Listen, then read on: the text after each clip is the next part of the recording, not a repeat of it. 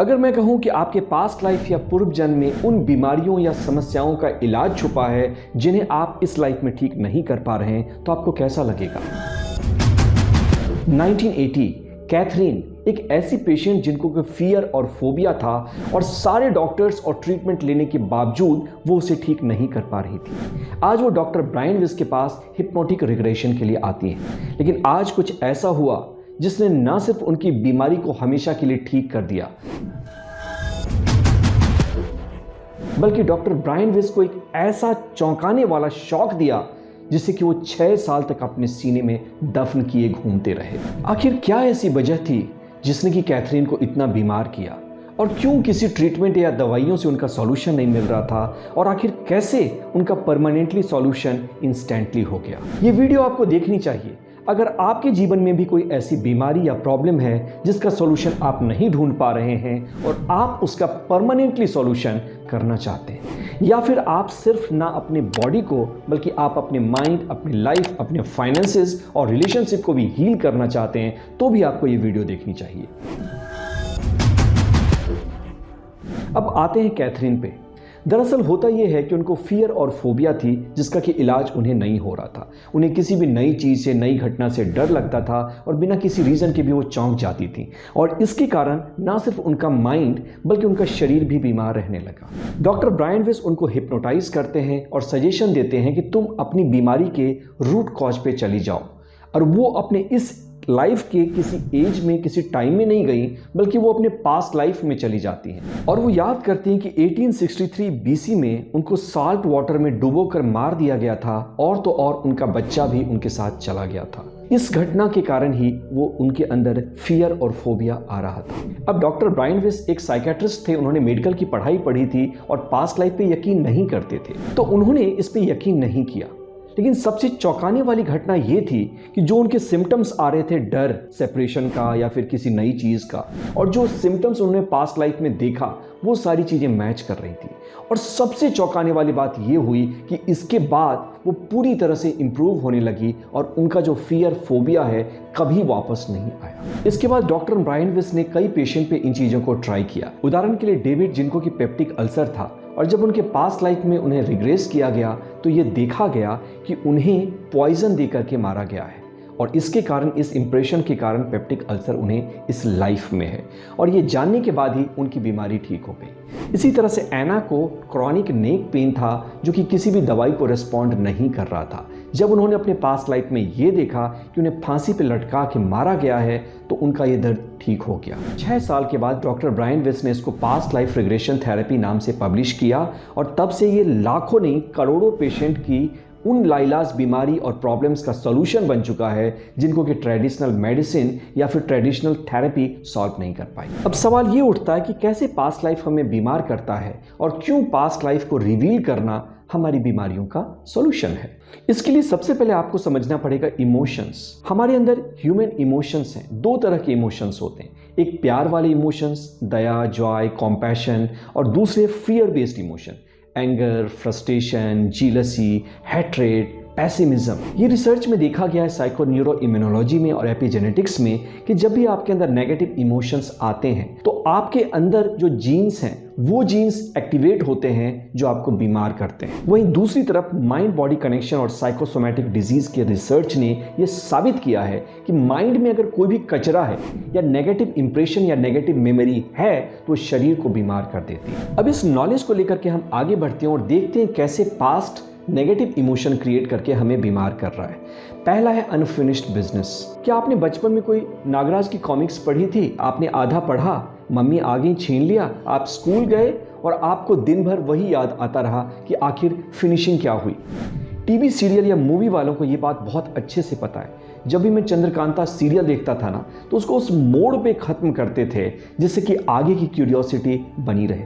इसे कहते हैं अनफिनिश्ड बिजनेस, ओपन चैप्टर्स या ओपन लूप। ब्रेन कभी भी ओपन लूप को पसंद नहीं करता है, पूरी इंफॉर्मेशन में रहना चाहता है, वो लूप को क्लोज करना चाहता है, और इसके कारण अगर ओपन लूप्स रह जाएं तो आपके दिमाग में एंग्जाइटी पैदा होती है। इसी तरह से अगर पास्ट में कुछ ऐसा है जिसको कि आपने नहीं समझा, जिसको कि आपने नहीं देखा, या कुछ ऐसे इमोशंस हैं जिन इमोशन को पूरी तरह से प्रोसेस नहीं किया गया, तो वो ही इमोशन आगे चलकर डिसईज या डिजीज पैदा करती है। दूसरा है पास्ट की ट्रॉमा। अगर मान लो जैसे कि एना को फांसी देकर के मारा गया या फिर किसी को पॉइजनिंग से देकर के मारा गया, ये ऑब्वियसली एक सीवियर ट्रॉमा है। और जैसे आपके पास एक फिजिकल ब्रेन है, उसी तरह से हमारे पास एक यूनिवर्सल माइंड है और इसमें सारी मेमोरी, सारे इंप्रेशंस स्टोर होते रहते हैं। और आपको पता है कि ब्रेन हमारा एक सर्वाइवल मैकेनिज्म है। कोई भी नेगेटिव मेमोरी हो तो ब्रेन उसको सहेज कर रखता है और बार बार रिकॉल करता रहता है ताकि आगे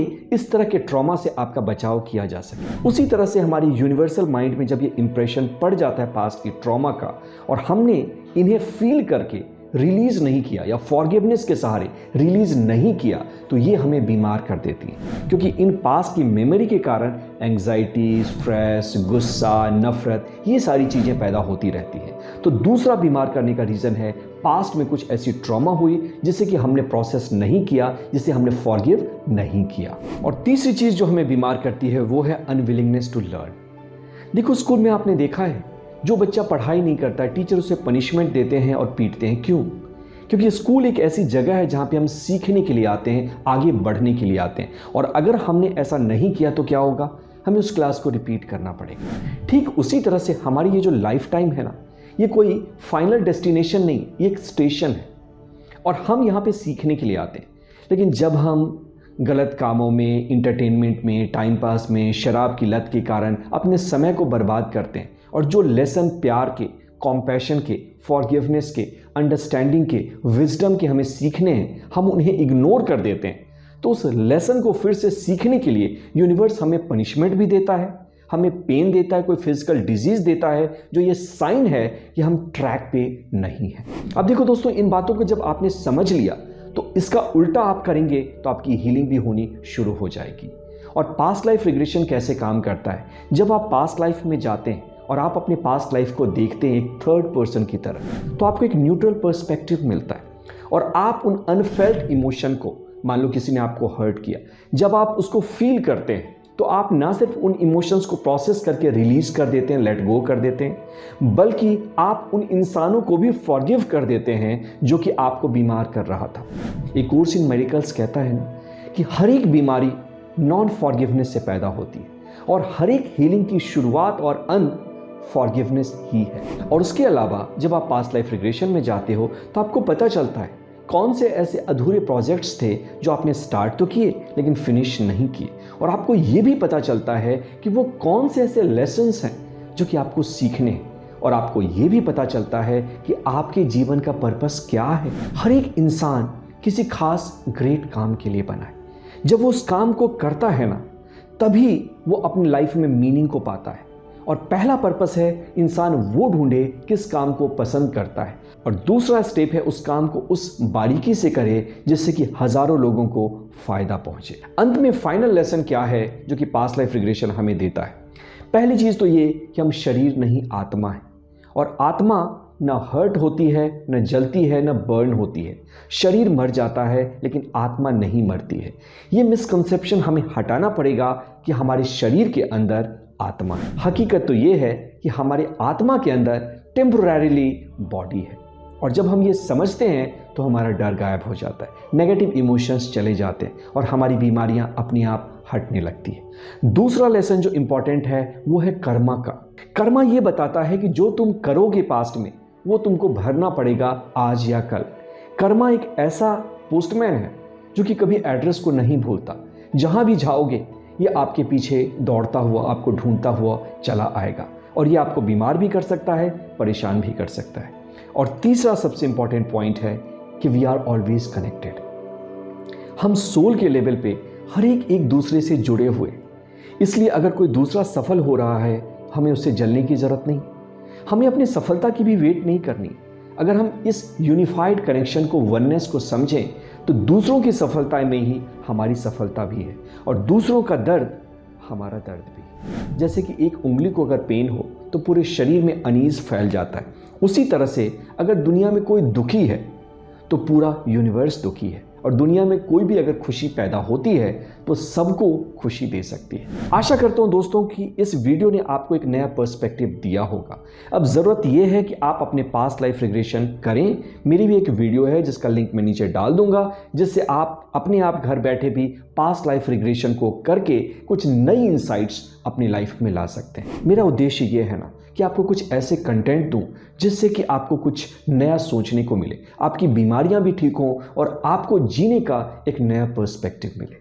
अगर मेरा एफर्ट ये आपको पसंद आया तो एक छोटा सा कमेंट लिख करके आप मुझे बता सकते हैं कि वीडियो में क्या अच्छा लगा और आप नेक्स्ट किस टॉपिक पर वीडियोस चाहते हैं।